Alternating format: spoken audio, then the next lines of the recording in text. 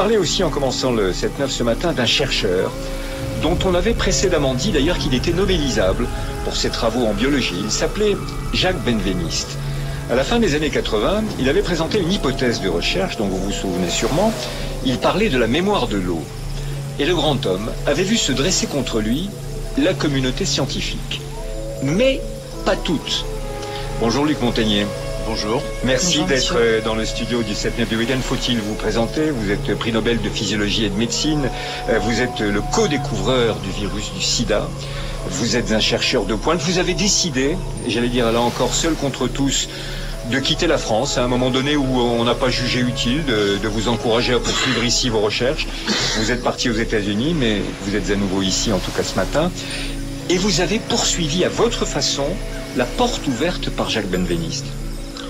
Bien exactement, je suis basé sur des faits, sur des expériences qui concordaient avec les idées de Jacques Benveniste. Donc pour moi, Jacques Benveniste est un grand chercheur, comme vous avez dit, et c'est vraiment scandaleux la façon dont il a été traité. Il est mort, comme vous le savez, en 2004, assez, on peut dire, épuisé par toutes ces luttes. Et je crois qu'un jour et prochain, il sera complètement réhabilité. Et je pense que c'est une affaire aussi importante que l'affaire Galilée. En quoi, Luc Montagnier, vos travaux, par exemple, sur le virus du sida, ont conduit à vous rapprocher de ces idées? Parce qu'au départ, c'était pas tout acquis, cette question de la mémoire de l'eau qui théorisait. Non, pas tout à fait, pas exactement. Bien sûr, c'était une idée assez révolutionnaire. C'est toujours une idée révolutionnaire que l'eau est un liquide extraordinaire. C'est-à-dire, c'est un liquide qui paraît transparent dans un verre d'eau, mais qui en fait est fait de grains, et de grains organisés. Et il y a une autre molécule extraordinaire, c'est l'ADN. L'ADN, la double hélice. Et la double hélice est entourée d'eau. Et ce que j'ai trouvé avec mes collaborateurs, c'est que cet ADN organise l'eau qui est autour, et cette eau garde l'information de l'ADN. Alors ça correspond exactement à ce qu'avait trouvé Jacques Benveniste pour d'autres molécules. Alors c'était la première idée, c'est que l'eau donc peut transmettre des informations biologiques. C'est l'idée de Benveniste. Et la deuxième idée, c'est qu'on peut les transmettre à distance par des ondes, parce que cette eau qui est organisée, elle émet des ondes électromagnétiques, comme nous ici, nous correspondons par ondes. Mais la nature aussi le fait depuis très longtemps, sans qu'on le sachions. Mais il y a quelque chose d'extraordinaire dans ce que vous venez de nous dire, Luc Montagnier. Vous dites que c'est aussi important que ce qu'avait engagé Galilée. Vous êtes le professeur Montagnier, vous êtes le co-découvreur du sida. Vous vous êtes battu contre la puissance scientifique américaine, notamment Gallo. Ça a été un combat de haute lutte. Vous en êtes sorti vainqueur. Et c'est vous qui êtes en train de nous dire... Benveniste est un grand homme, on s'est payé sa tête et il finira par avoir raison. C'est pas rien. Est-ce que vous êtes seul? Est-ce que vous vous sentez seul à dire ça? Non, bien sûr, nous ne sommes pas seuls. Je suis notamment soutenu par des physiciens qui justement travaillent sur la structure de l'eau depuis un certain temps. Et dans 2 semaines, on va célébrer la mémoire de quelqu'un qui est mort aussi, d'un physicien que connaissait bien Benveniste, qui s'appelait Giulio Preparata, qui est un Italien de Milan. Donc c'est pas, non, je suis pas tout seul, mais je suis quand même assez isolé en biologie parce que là, il faut une révolution mentale, n'est-ce pas? Les biologistes en sont restés encore à Descartes. Descartes, l'animal-machine, les rouages, les engrenages. Or, après Descartes, il y a eu Newton, la gravité, une force qui se transmet à distance. Il y a eu Maxwell, la découverte des ondes électromagnétiques. Donc tout ceci, les biologistes l'ignorent totalement. Les biologistes actuels, les biologistes moléculaires, imaginent les contacts entre les molécules par des contacts physiques, n'est-ce pas? Alors que c'est bien les molécules, ce que disait Benveniste, peuvent correspondre également à distance. Donc c'est une révolution mentale et ça prend du temps. Et c'est dommage parce que il y a aussi des applications médicales. Le sida, par exemple, nous détectons des ondes dans le sang, notamment des patients traités par la trithérapie. Donc des patients en principe qui vont mieux, mais qui ne sont pas guéris, car le virus est toujours là et il émet donc des ondes et de l'ADN qui émet ces ondes. Et pourquoi n'a-t-il pas été entendu? Est-ce qu'il avait prouvé ses théories? Ou est-ce que c'est juste une question de mentalité qui sont longues à changer? Alors effectivement, c'est de la science difficile. On peut dire de la science molle au départ parce que toutes les expériences ne marchent pas. Ouais. Nous, on a la chance d'avoir un système où tout marche. Ce n'était pas le cas des expériences de Benveniste.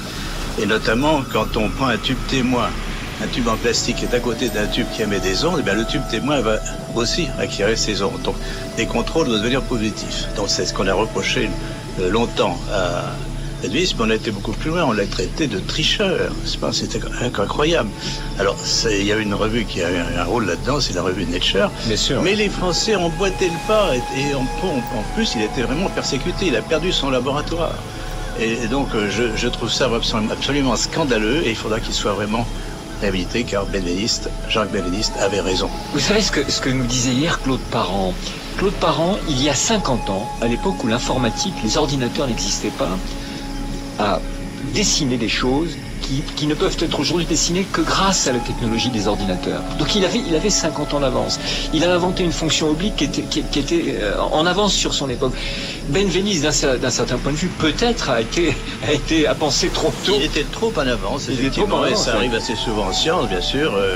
Des changements de ce qu'on appelle les paradigmes sont très difficile à avaler pour les scientifiques. Hein. Mais Alain Touraine, le sociologue que vous êtes, considère-t-il qu'en effet, le plus difficile, toujours, c'est de faire changer les consciences? Et pourtant, elle tourne, comme dirait l'autre. Oui, ce sont des problèmes que M. Montagnier connaît à un tout autre niveau que moi.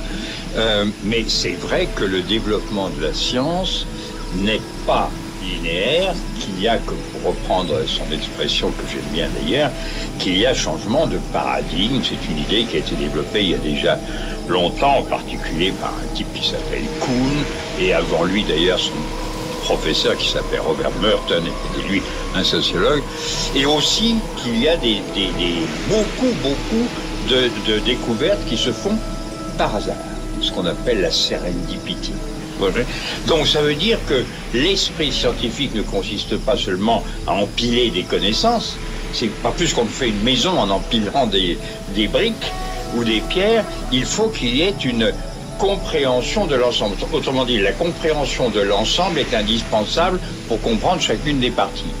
Et évidemment, c'est pas à la portée de tout le monde d'être capable d'avoir une vision globale des problèmes de biologie ou de physique, etc. Mais à ce sujet, professeur Montagnier, est-ce que les avancées scientifiques sur les nanos permettent justement de voir mieux ces avancées scientifiques que sur le Quand on parle des nanos, c'est des nanos artificiels créés par l'homme, qui peut-être ont des applications effectivement médicales importantes, mais aussi posent des problèmes de toxicité et de danger à long terme. Non, moi je parle de nanoparticules, de nanostructures naturelles, n'est-ce pas? C'est pas nous qui les faisons, ça existe dans la nature. Et effectivement, ce que je pense, c'est que les germes infectieux, notamment les virus du sida, certaines bactéries, émettent des millions, des milliards même de ces particules pour influencer davantage l'organisme, parce qu'un virus, c'est quelque chose de tout petit. Il entre dans un univers. Comment il va prendre le contrôle de cet univers? Il va émettre justement énormément de particules qui vont avoir une petite quantité d'informations, mais qui vont agir à distance dans l'organisme. Donc c'est un concept que la nature a trouvé, et pour lequel nous, il faut lutter, bien entendu. Mais je crois qu'il y aura des moyens, mais attendez, il faut vraiment qu'il y ait un effort de recherche considérable, à la fois basique, théorique et aussi pratique, parce qu'il y a des applications énormes à la clé, et le premier pays qui comprendra ça aura une avance économique aussi sur les autres. Et je regrette que la France ne le prenne pas, ce tournant. Mais ne faut-il pas, Monsieur Montagnier, pour cela, une très grande ouverture d'esprit qui permettrait la transdisciplinarité, c'est-à-dire ouvrir un champ de recherche à plusieurs disciplines simultanément afin d'apporter la meilleure réponse possible, c'est-à-dire une réponse systémique. C'est un mot qu'on emploie souvent ici dans le 7-9 du week-end, mais parce qu'il nous paraît important dans le monde où nous vivons aujourd'hui. Absolument, mais le problème c'est que la masse des connaissances est énorme, même en biologie. Une toute petite partie demande des spécialisations.